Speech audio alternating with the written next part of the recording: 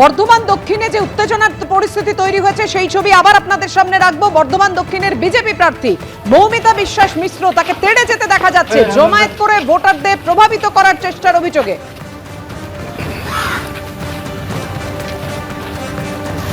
আমরা প্রবলেম হচ্ছে একটু বন্ধ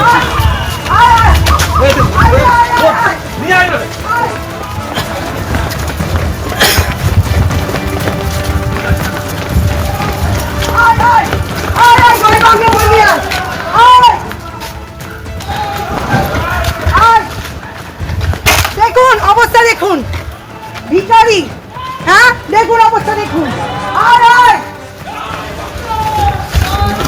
সাহস থাকে তো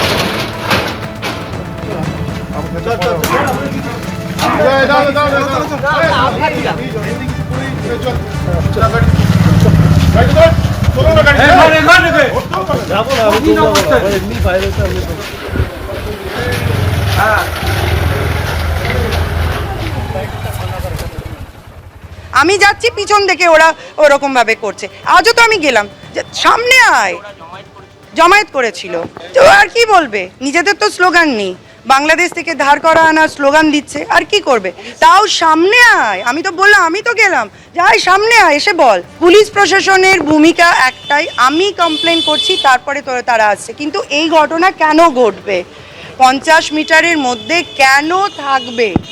হ্যাঁ, দুজনকে আটক করেছে।